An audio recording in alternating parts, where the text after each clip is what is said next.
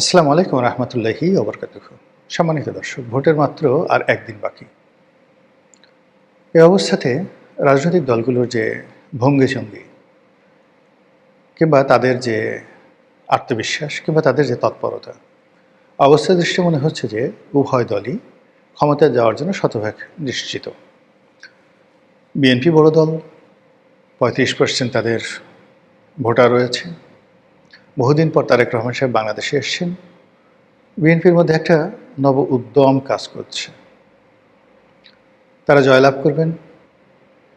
তাদের জনপ্রিয় যারা সকল নেতা রয়েছেন, শীর্ষ নেতৃবৃন্দ রয়েছেন, তারা মন্ত্রী হবেন, দেশ পরিচালনা করবেন, এটাই স্বাভাবিক এবং সেটা নিয়ে কারো কোনো মাথা ব্যথা নেই।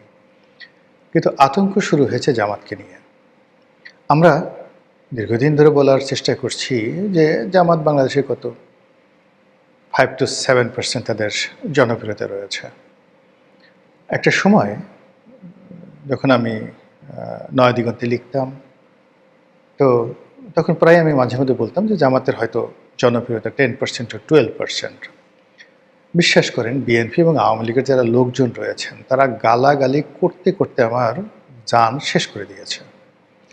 আবার এখন যখন আমি বলছি যে 5 থেকে 7%, তখন জামাতের লোক আবার গালাগালি করছেন, যে যারা ভদ্র, দীর্ঘদিন ধরে আমাকে ভালো জানেন, তারা খুব বিনয়ের সঙ্গে বলছেন যে রনি ভাই, আপনি জানেন না জামাত এখন কম করে হলে 30% তাদের জনপ্রিয়তা রয়েছে, আপনি আসল খবর রাখেন না।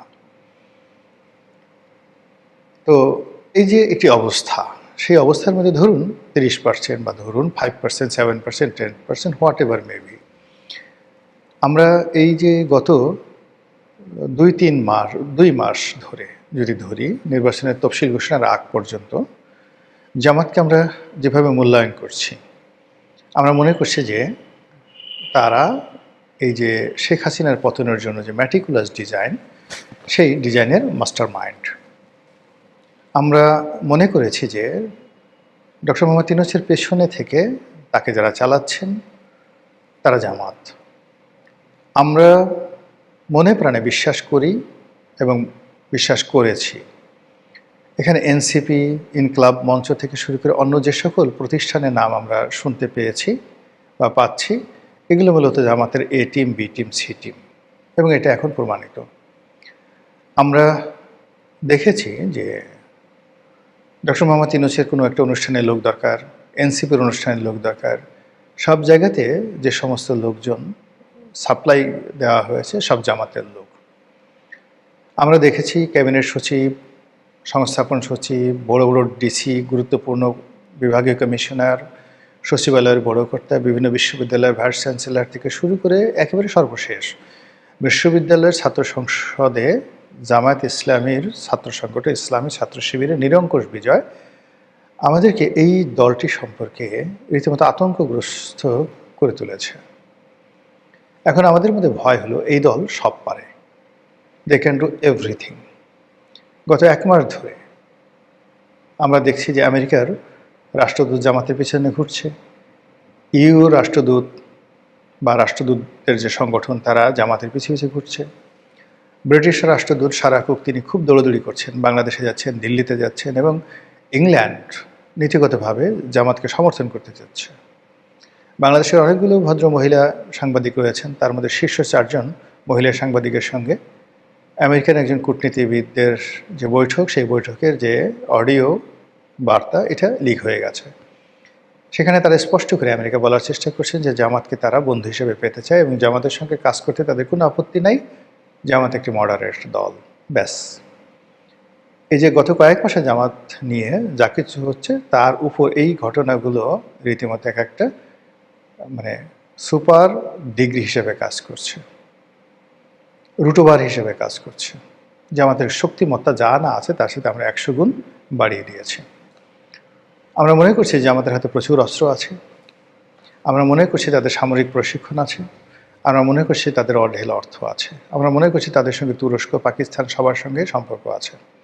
আমরা মনে করছি তারা যেভাবে একটি ম্যাটিকুলাস ডিজাইন করে গুপ্ত সুপ্ত হয়ে আওয়ামী লীগের মধ্যে যেভাবে তারা লুকিয়েছিলেন, আওয়ামী লীগের বাপও টের পায়নি, মাও টের পাননি, এবং আওয়ামী লীগে ধীরে ধীরে ধীরে ধীরে একেবারে ক্যান্সারের মতো, ক্যান্সার যেভাবে মানে একটা মানুষের শরীরে সব কিছু চুষে খায়, ঠিক সেইভাবে আওয়ামী লীগকে একেবারে ফানুস বানিয়ে ছেড়ে দিয়েছে। এবং আওয়ামী লীগের পরবর্তী যে পতন হয়েছে, আওয়ামী লীগ এটা ঢোক চিপার সময় পাননি। নির্বাচনের শেষ 7টি দিনে জামাত যে পারঙ্গমতা দেখিয়েছে, যে শক্তিমত্তা দেখিয়েছে, যে কৌশল দেখিয়েছে, এবং যেভাবে আন্দোলনকে তাদের অনুকূলে রেখেছে, এবং যেভাবে প্রতিটি রাষ্ট্রীয় বাহিনীকে হতোদ্যম করে ছেড়ে দিয়েছে। শেখ হাসিনার পুলিশ সাদ্দাম হোসেনের রিপাবলিকান গার্ডের চাইতেও শক্তিশালী হয়ে পড়েছিল। শেখ হাসিনার একজন মানে বেনজির, একজন আজিজ, একজন হারুন, একজন বিপ্লব, একজন হাবিব, মানে এরা এক একজনে ইজ্জত ইব্রাহিম টু দি পাওয়ার 9। আপনারা কি জানেন ইজ্জত ইব্রাহিম কে ছিলেন? ইজ্জত ইব্রাহিম ছিলেন সাদ্দাম হোসেনের সৎ ভাই। তো তার একজন বিখ্যাত জেনারেল, তার 2জন লোকে ইরাকের লোক খুব ভয় পেত, ইজ্জত ইব্রাহিমকে, আর একজন হলো কেমিক্যাল আলী, ইরাকের কুর্দিদের উপর যিনি গ্যাস চার্জ করে হাজার হাজার কুর্দিকে মেরে ফেলেছিলেন। তো তদ্রূপ পুলিশ বাহিনীর মধ্যে এরকম ইজ্জত ইব্রাহিম, কেমিক্যাল আলী তৈরি করেছিলেন শেখ হাসিনা, এবং তার ধারণা ছিল যে যে কোনো পরিবেশ পরিস্থিতি মোকাবেলা করার জন্য তার পুলিশ বাহিনী যথেষ্ট। সারা বাংলাদেশ বিট্রে করবে, কিন্তু পুলিশ কখনো তার সাথে বিট্রে করবে না।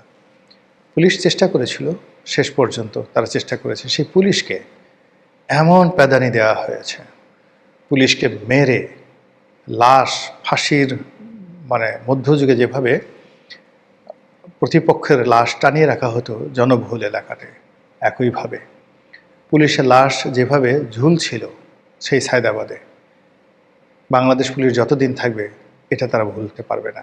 এই কাজ কারা করেছে? জামাত করেছে, এনসিপি করেছে, বিএনপি করেছে, কেউ না কেউ তো করেছে। এই কাজ আওয়ামী লীগ করেনি, নাকি পুলিশের লোক করেছে, হোয়াট এভার মেবি, যারা মাস্টার মাইন্ড দায় তাদের উপরই বর্তাবে। এরপর ধরুন থানাগুলো যেভাবে পোড়ানো হয়েছে, যেভাবে অস্ত্রগুলো লুট করা হয়েছে, যেভাবে একটার পর একটা সরকারি অফিসগুলোতে আগুন লাগিয়ে দেওয়া হয়েছে, যেভাবে আওয়ামী লীগের লোকজনদের মনে রীতিমতো মৃত্যু ভয় জাগিয়ে দেওয়া হয়েছে, তারা শুধুমাত্র সীমান্ত পাড়ি দেওয়ার জন্য পাগল হয়ে গেছে। অনেক বড় বড় আওয়ামী লীগ নেতা তারা কাণ্ডজ্ঞান হারিয়ে পাহাড় অতিক্রম করতে গিয়ে হার্ট অ্যাটাক করে মারা গেছেন। বেশের মধ্যে শামসুদ্দিন চৌধুরী মানিকের মতো মানুষ এতটা ভীত সন্ত্রস্ত হয়ে পড়েছিলেন যে তিনি সীমান্ত পাড়ি দিতে গিয়ে ধরা পড়ে সে কী কাণ্ড, তার বিশি ঠিসি সব ফাটিয়ে ফেলা হয়েছে, লাথি দিয়ে পুরো তার অন্ডকোষ ফাটিয়ে ফেলা হয়েছে, তাকে একেবারে মানে যাকে বলা হয় রাস্তার ফকিরের মতো একটা কলাপাতার উপর তাকে শুয়ে রাখা হয়েছে সেই সময়টিতে। তো এই যে কাজগুলো হয়েছে, যারাই করেছেন, প্রথম কয়েকদিন বিএনপি বলার চেষ্টা করেছে আমরা করেছি, তারপরে ছোট ছোট রাজনৈতিক দল তারা বলার চেষ্টা করেছে আমরা করেছি, জামাতও বলার চেষ্টা করেছে আমরা করেছি, আমরা ম্যাটিকুলাস ডিজাইন করেছি, এনসিপি বলার চেষ্টা করেছে। কিন্তু এখন পরিস্থিতি এমন অবস্থা হয়ে গেছে, কেউ আর এখন ম্যাটিকুলাস ডিজাইনের অধিকর্তা হতে চাচ্ছেন না, কেউ আর এখন মানে সেই মাস্টার মাইন্ড হতে চাচ্ছে না। কিন্তু ঘটনা তো ঘটে গেছে, সিরিয়াস ঘটনা ঘটে গেছে। এবং আপনি জানেন যে রাষ্ট্রে যখন কোনো একটা ঘটনা ঘটে, রাষ্ট্রযন্ত্রে কোনো একটা ঘটনা ঘটে, ওটার প্রতিশোধ 100 বছর পরে হলেও সেটি নেওয়া হয়। বাংলাদেশে যা কিছু হয়েছে, কড়ায় গন্ডায় প্রত্যেকটি জিনিস এটির প্রতিশোধ নেওয়া হবে। আওয়ামী লীগ যে ভুলগুলো করেছিল, অন্যায়গুলো করেছিল, গুণাগুলো করেছিল, আপনি দেখেন সেগুলো কড়াই গন্ডায় তাকে পরিশোধ করতে হচ্ছে। বিএনপি যে ভুলগুলো করেছিল 2001 থেকে 2006, সেই ভুলের দায় তাদেরকে এখন নিতে হচ্ছে। এখনও তাদেরকে আন্তর্জাতিক টাইম ম্যাগাজিনে খাম্বা তারেক হিসেবে তাদেরকে অভিহিত করা হচ্ছে, তাদেরকে চাঁদাবাজ, তাদেরকে মানে গ্যাং চাঁদাবাজ, মানে এত সব বাজে বাজে শব্দ তাদের সম্পর্কে ব্যবহার করা হচ্ছে। এর অর্থ যে রাজনীতিতে প্রতিশোধ পরায়ণতা খুব বেশি, এবং এটা এমন একটা সেক্টর যেখানে কেউ কাউকে ক্ষমা করে না।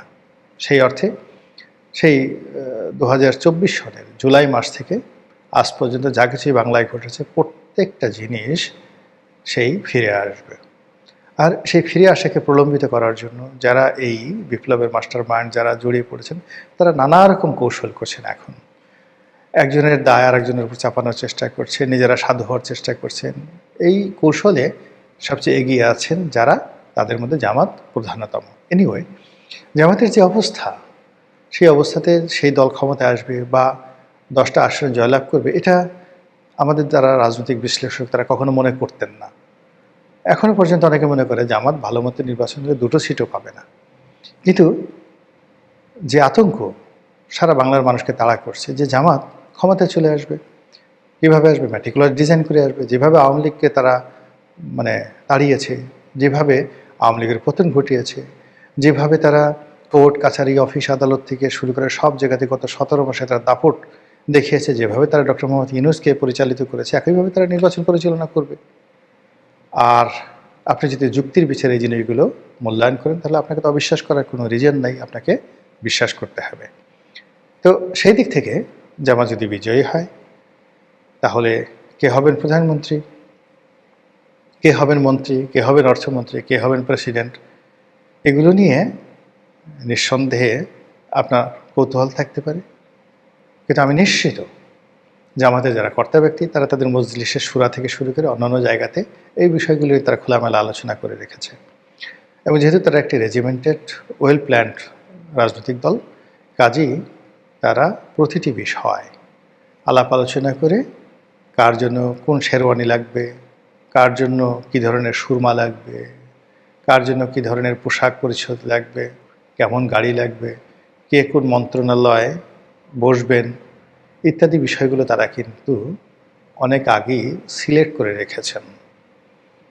এখন যদি প্রকৃতি অনুকূলে থাকে, তারা যে বিশ্বাস করে সেই বিশ্বাসের জায়গাটা যদি পরিপূর্ণতা হয়, তাহলে বাংলাদেশে হয়তো আপনার আগামীতে যে জামাতের সরকার দেখবেন, সেটা দেখে যদি আপনারা টাসকি খান, আশ্চর্য হয়ে পড়েন, চিৎপটাং হন, এবং আমি নিজেও যদি হয়ে যাই, আশ্চর্য হওয়ার কিছুই থাকবে না।